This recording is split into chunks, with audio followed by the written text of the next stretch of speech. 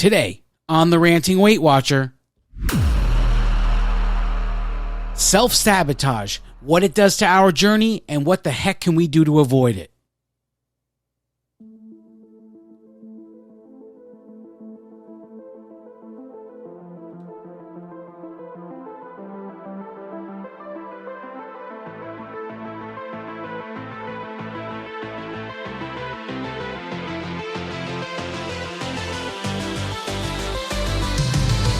Yeah, Friday! You have reached episode 16 of the Ranting Weight Watcher. I am your host, Donato Russo. I hope you enjoy the show today. I think I wrote a nice one. If this is your first time here and you enjoy the show, please like, share, comment, subscribe. If the podcast app you're listening to me on allows you to rate the show, please give a 4-star, 5-star rating, whatever's in your heart to give. Aren't you glad it's Friday? I know I am. We are just a couple of weeks to Christmas here. Time flies, man. Time flies. It feels like I just finished decorating. And now it feels like it's almost over already. I always go through this in my mind, you know. It's like I spend all this time, hurry up and get decorated so that on Thanksgiving night you can unveil the Christmas decorations after the meal. And then Thanksgiving is over, you do the unveiling, and then it feels like the next month just flies by. And before you know it, it's December 26th, it's all over, the wrapping paper's in the garbage. Now it's time to take it all down. And I hate taking down Christmas decorations. I go through this mini depression when it's time to put it all away. But let's get into it. Journey updates. Okay. Guys, this was a good week for me. I lost 4 pounds this week. My total lost since January 2019 is 108.8. The total holiday pounds gain remaining to lose is 1.2 pounds. My total pounds to get to 277 is 9.8. For those of you who don't understand, you're new here, I have a small goal to get to 277 because that's the weight when I first started dating my wife. It's also the lowest weight I achieved after the gastric bypass surgery before I started gaining the weight back again. And I would like to get back there and then push beyond that. My pounds to get to the next WW milestone, which is minus 125 milestone, is 16.2 pounds. And finally, my major goal was to lose 200 pounds. The total remaining pounds to lose to get to 200 pounds lost is 91.2 pounds. So we just keep trucking along. And that's all I can do, right? It is what we keep pushing for. And hopefully now, next week, I keep doing what I'm doing. And next week, the holiday gain will be gone and maybe a little more. So then I'll feel right back on track. Whenever I have a gain in the midst of my journey, it always feels like, okay, now I'm underwater, right? And losing the gain just gets my head above water so I can breathe again and then to continue beyond it. So I'm still underwater, 1.2 pounds left, but I'll get there. I'll get there and hopefully a little more next Friday and next Saturday when I weigh in. Now on to today's topic, self-sabotage, how it affects our journey, and what can we do to avoid it. In my analysis of self-sabotage, how it's affected me, I've come to the conclusion that there are two different kinds of self-sabotage. And the first kind is going to be frustration-based self-sabotage. Now, there's a certain mindset where this occurs. If you are of what I call the weight loss mindset, now I had talked about this in previous episodes.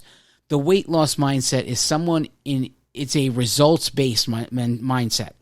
Okay? So as long as you're getting results, you're all in. All the chips are on the table. But the minute things get tough, you're ready to leave. You're ready to be done. Right? The idea going through the person's mind when they're in that frustration because they're not getting the results they think they deserve is, you know what? Forget it all. I'm sitting here weighing, measuring, counting points, not eating the things I really want to eat, and it's still not going down. So you know what? I'm going to eat whatever I want. That is the frustration-based self-sabotage. The other self-sabotage is going to be success-based.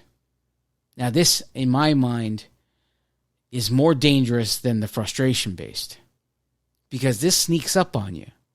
Success-based is like, oh man, I'm doing pretty good here. So what if I have an extra slice of pizza?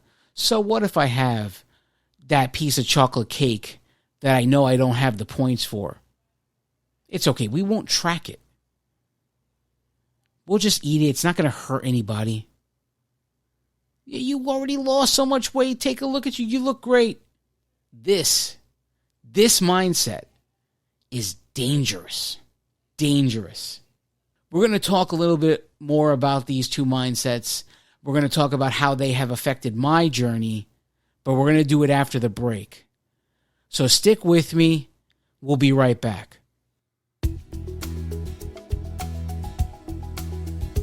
Hi, everyone. I'm Donato Russo, and I am the Ranting Weight Watcher. I would love it if we can connect on social media.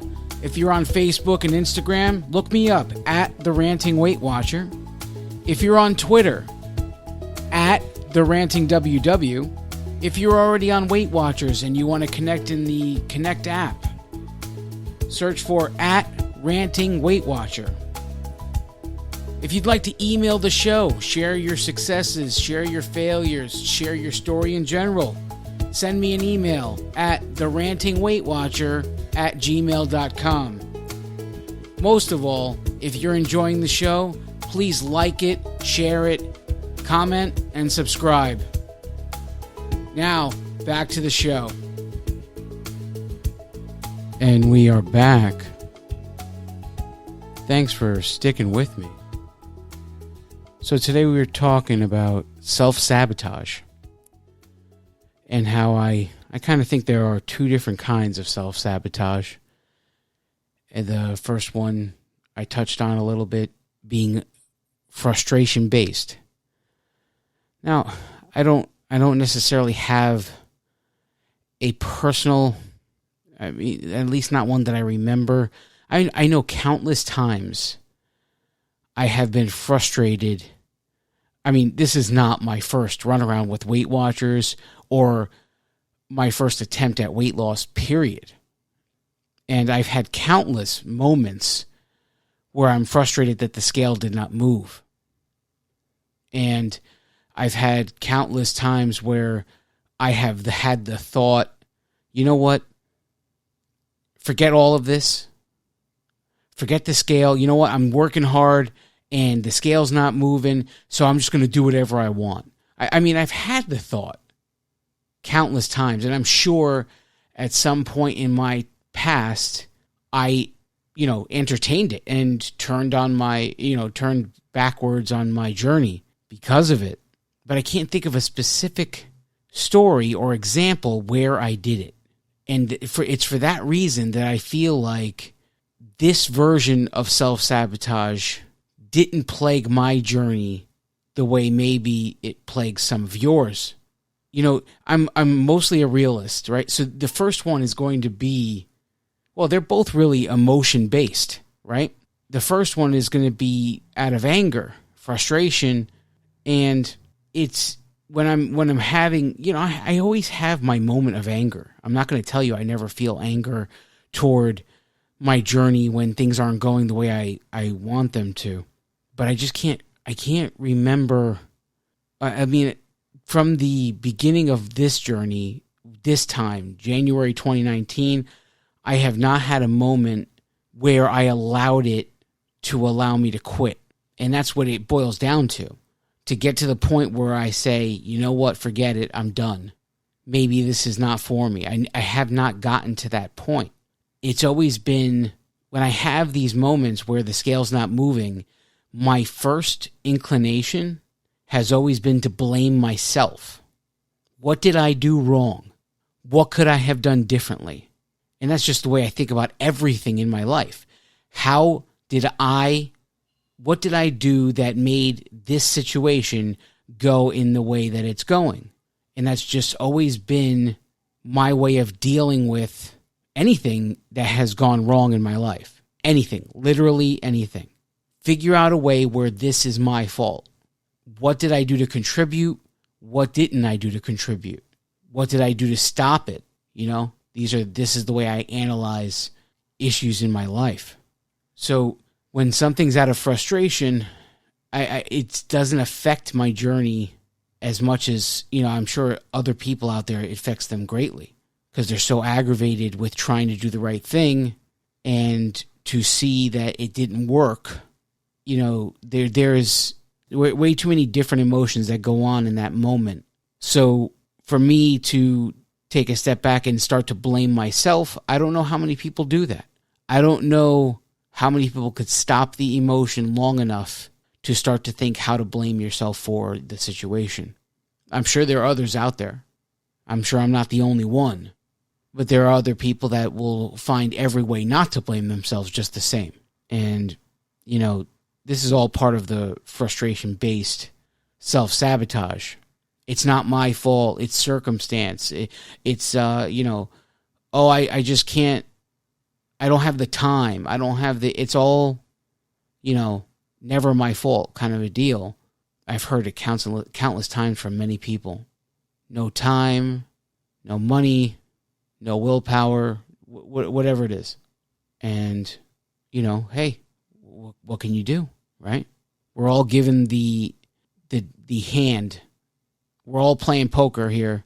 We're all dealt a hand of cards. And we need to play it to the best of our ability. Right?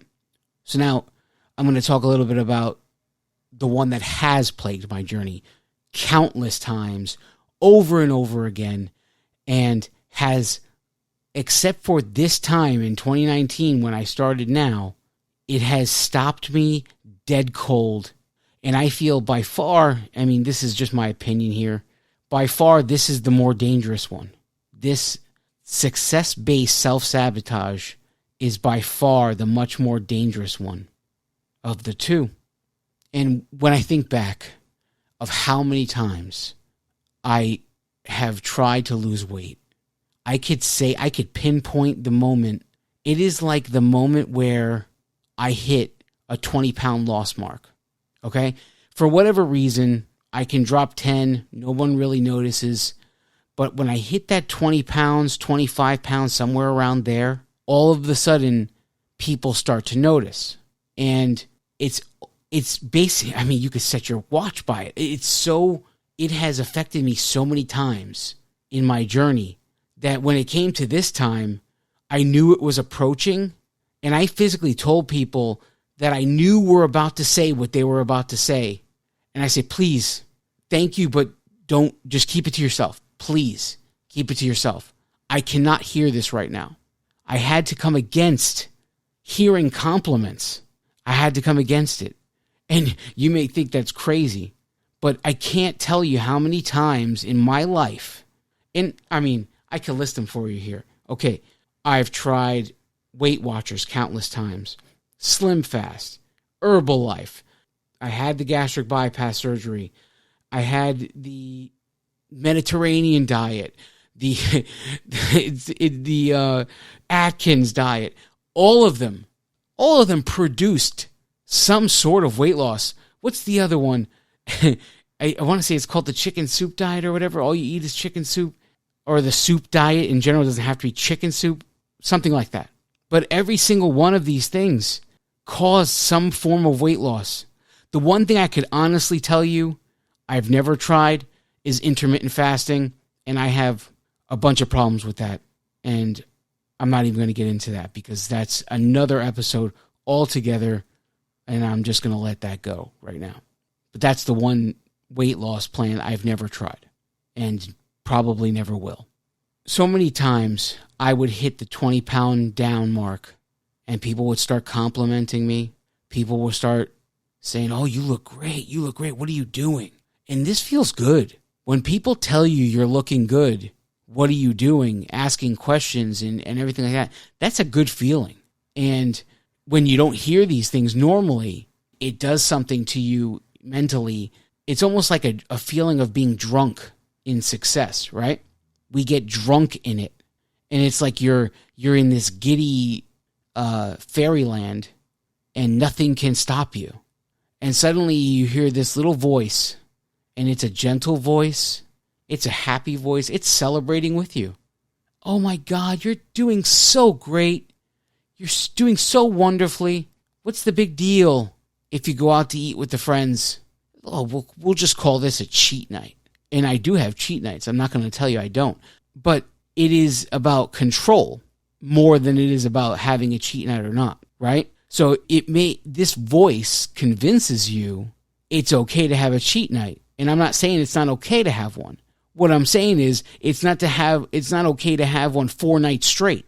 And if you're not on guard, if you're sitting here relaxed because you're in cruise control mode, enjoying the success of some small amount of weight, 20 pounds. I mean, for other people, this is a big amount of weight.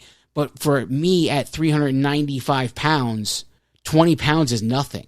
Because the big picture is I need to lose like 200 pounds, 10 times that amount. So dropping 20 is just dropping 20.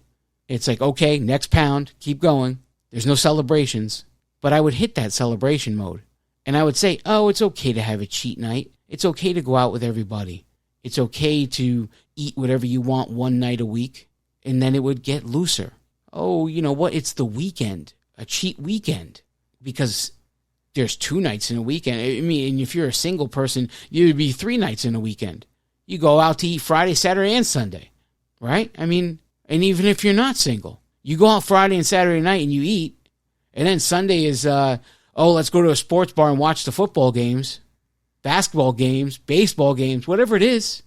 There's something going on a Sunday where to give you the opportunity not to. So now we've gone from a 7 days of clean eating week after week after week to drop 20 pounds. And now we're down to 4, just like that. Just because of the feeling of success. We're down to 4 nights a week. And even then, on these nights where you're making good choices, you're still relaxed because now you're no longer measuring and weighing that food. Because you got this. You know what you're doing now. You dropped 20 pounds. You got this handled. There is no need to dirty measuring cups and spoons and everything else, so you have to wash them later. There is no need to pull out the scale, the food scale that is buried underneath God knows whatever else, that you have to pull all of those things out of the cabinet first before you get to the food scale. Because you got this. You know what 8 ounces of chicken breast looks like, or 6 ounces, or whatever you choose to eat. You know what it looks like. There's no need. You lost 20 pounds. You're doing great at this. We must always be aware of our emotions. Now, half of you are listening to me, and you're thinking, he's totally right. I gotta do this. And the other half, you're thinking, well, he's being kind of dramatic. And it's to you that I'm saying, it's not until it becomes this important to you. It had to become this important to me to master these things, to turn my journey from a circle into a downward slope. Because the majority of us, unfortunately, our journeys have been a circle, and they have been a circle way too long. Way too long. And the only way to break out of that circle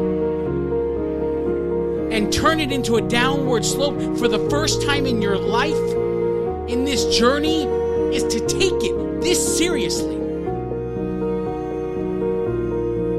Finally, grasp the emotional aspect of this journey and realize how important it is. It is more important to master your mind and your emotions than it is for you to exercise and make the right choices. Because you can exercise and eat right all you want. If every time you have an emotional breakthrough where something goes crazy in your life and you can't handle it and you pig out for 5 days, what does it matter what you did before that? What does it matter?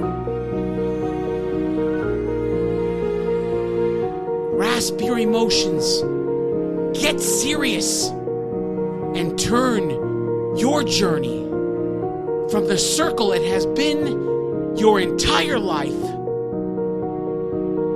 finally into that downward slope.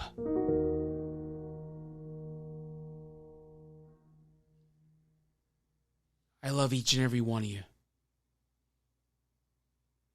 God bless you all.